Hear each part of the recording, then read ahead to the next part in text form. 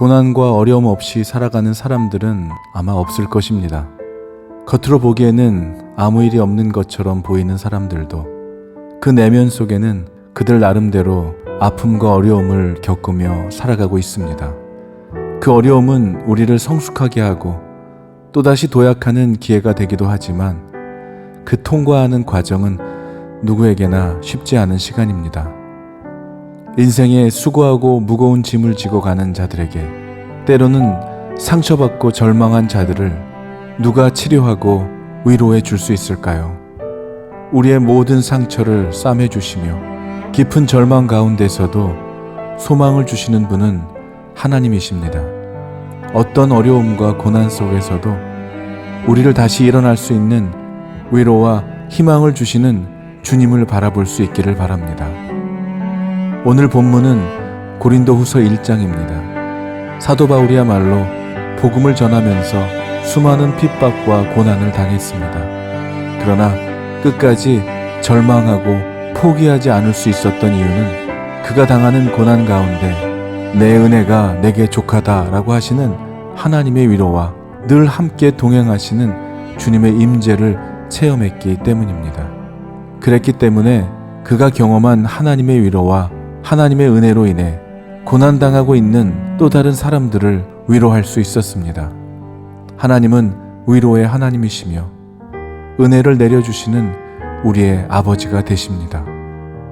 우리가 가는 길이 아무리 험악하고 힘들고 괴롭다 하여도 지금도 우리와 함께 하시는 주님만 바라볼 수 있다면 그 어떤 장애물도 우리를 막을 수 없고 담대하게 헤쳐나갈 수 있는 힘이 생깁니다. 하나님은 우리로 고난을 견디어낼 수 있도록 우리를 도와주십니다. 바울은 고린도 교회에게 편지하면서 살 소망이 끊어지고 마치 마음에 사형 선고를 받은 것과 같다는 표현을 담아 고백하고 있습니다.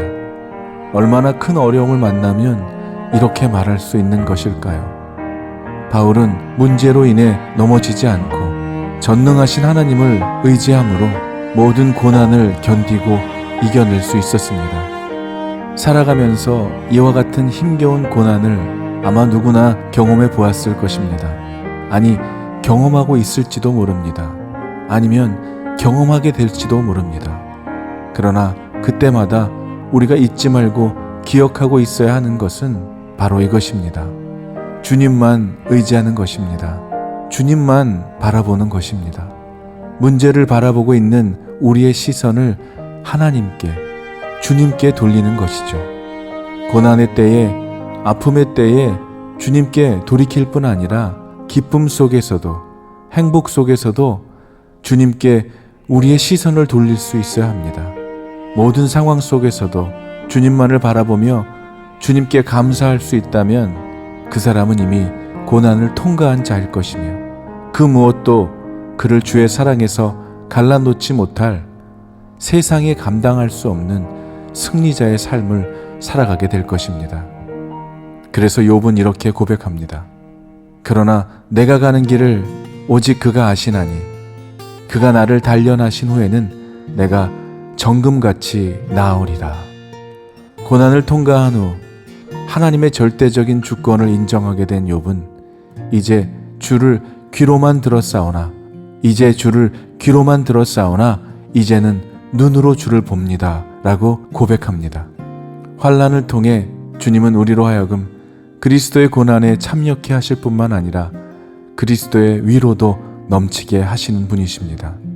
고난은 단순히 고난으로 끝나지 않고 하나님의 위로하심과 축복을 경험케 하십니다.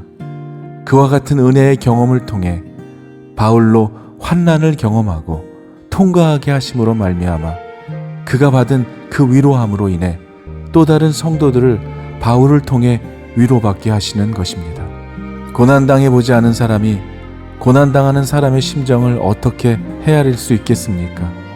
눈물 젖은 빵을 먹어보지 않은 사람이 어떻게 배고픔을 이해할 수 있겠으며 실패해보지 않은 사람이 어찌 실패한 사람의 마음을 이해할 수 있겠습니까?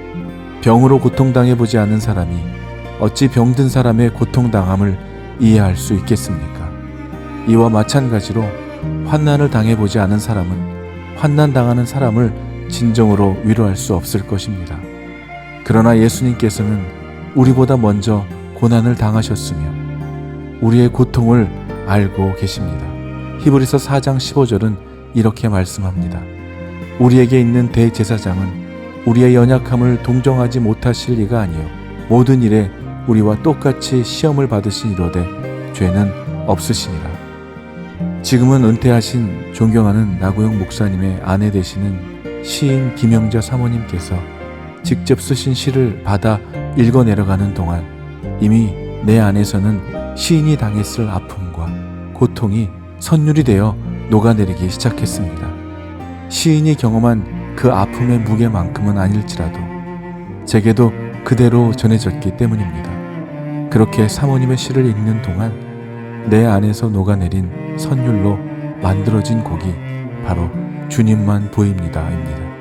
오늘은 이 곡을 전해드리면서 어떠한 아픔 가운데 계시든지 그 가운데에서도 오직 주님만을 바라볼 수 있기를 간절히 기도합니다. 아멘.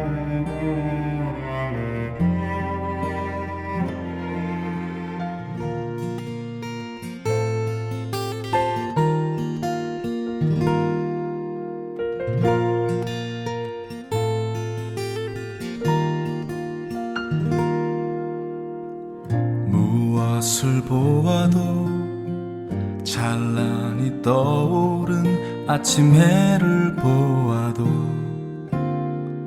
늘 당신만이 떠오릅니다.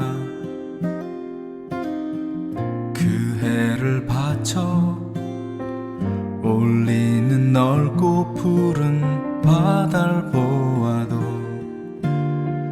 늘 당신만이 떠오릅니다.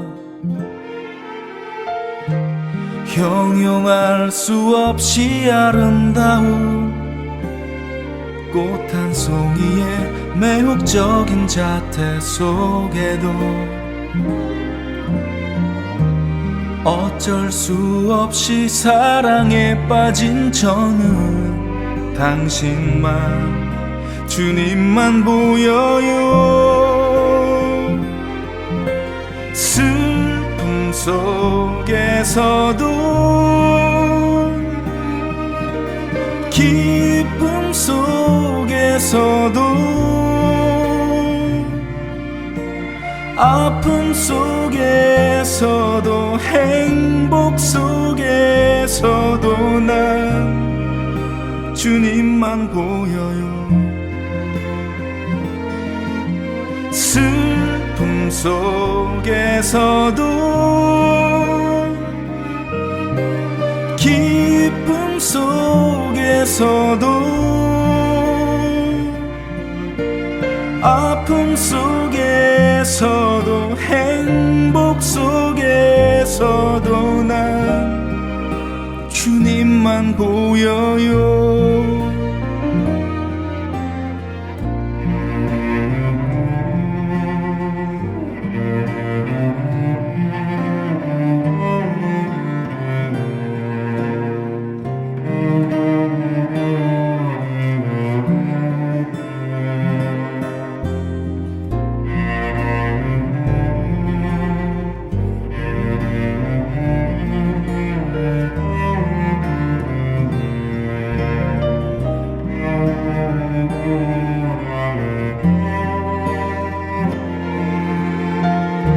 형용할 수 없이 아름다운 꽃 한 송이의 매혹적인 자태 속에도 어쩔 수 없이 사랑에 빠진 저는 당신만 주님만 보여요. 슬픔 속에서도 기쁨 속에서도 아픔 속에서도 행복 속에서도 난 주님만 보여요. 슬픔 속에서도 기쁨 속에서도 아픔 속에서도 행복 속에서도 난 주님만 보여요. 내게 자신을 다 내어 주시